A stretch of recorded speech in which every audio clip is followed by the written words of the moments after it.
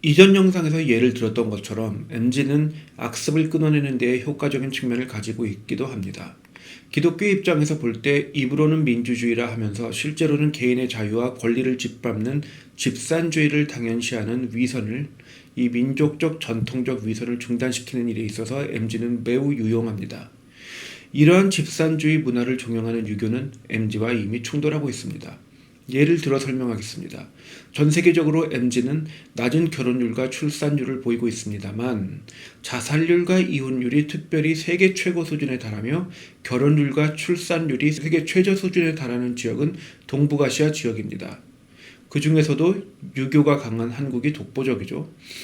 중공, 일본, 한국, 쉽게 말해 유교 문화권입니다.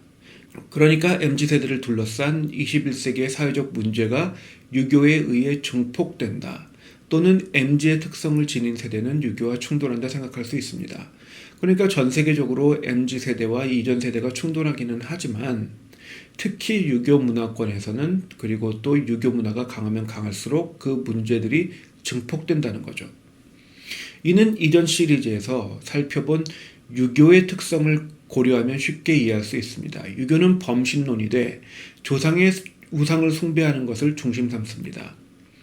그 우상 숭배에서 모든 규범이 파생되고 모든 개인은 부모 세대의 기준을 따라 삶이 정해진 대로 흘러가야 합니다. 그러니까 모든 개인에게 동일한 기준과 순서의 삶을 강요합니다. 그리고 이에 맞추지 못하는 개인은 집산주의의 방식으로, 다시 말해 집단이 개인을 상대하는 방식으로 사회적 수치와 핍박을 가하고 심한 경우에는 처형합니다. 공개 처형이죠. 집단 처형. 결국 유교는 체면 문화, 즉 체면을 사회적 강압수단으로 사용하는 전체주의 집산주의 문화를 할 수 있습니다. 오늘날 한국의 유교적 이상향은 10대에는 공부를 잘해야 하고 20대에는 좋은 직장에 들어가야 하며 30대에는 집과 차가 있어 결혼해야 하고 40대에는 자신의 사업을 구성해야 하며 50대에는 훌륭한 자녀를 지닌 성공한 사업가가 되어 있어야 하고 60대부터는 다음 세대에게 물려줄 것이 많아야 합니다. 그런데 고도로 발달하고 문화적 수준이 높아진 21세기에 이러한 기준에 맞추기에는 매우 어렵습니다. 그에 더해 마약에 중독되는 등 기준에 심각히 미달할 경우 수치를 숨기기 위해 가족들이나 친지들도 모른 척하고 숨기기 일쑤입니다. 결국 개인은 집 밖으로 나오지도 못하는 폐인이 되고 종국에는 자살을 선택하는 경우가 종종 발생합니다.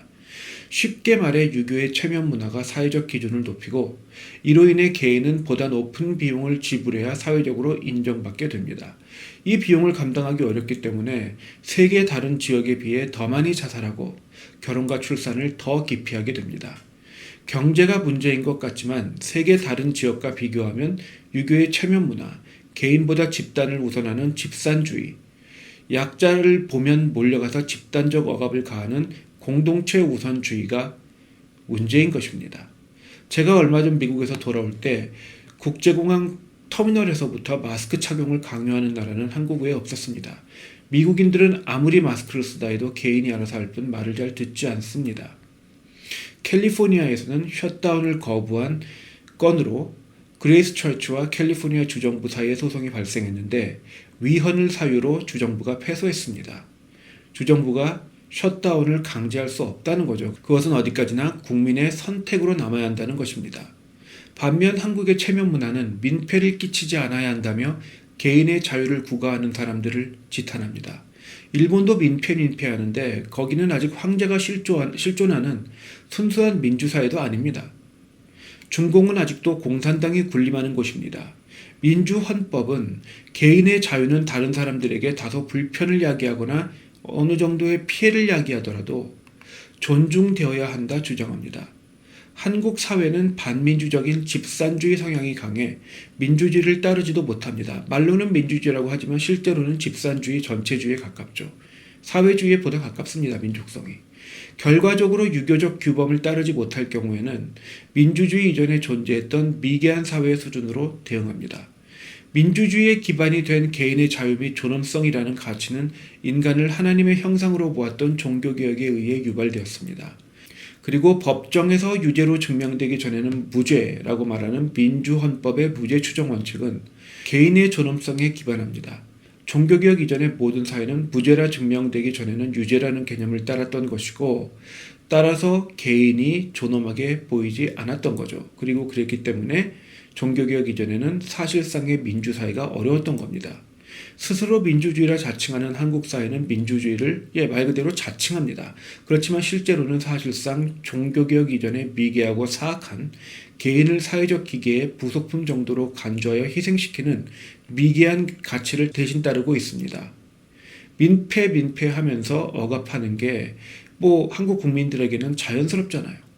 기독교 신앙, 특히 개혁신앙의 관점에서 이러한 문화들은 당연히 끊어내야 하고 MZ세대는 이러한 목적에 유용합니다. 문제는 한국의 MZ 또한 한국 문화의 산물이기 때문에 서구권만큼 MZ답지 않다는 거죠. 한국의 MZ는 한국의 전통 문화를 수용하면서 그 가치를 거부하려 하기 때문에 이쪽으로든 저쪽으로든 우여부단하고 전반적으로 위선적인 모습을 보입니다.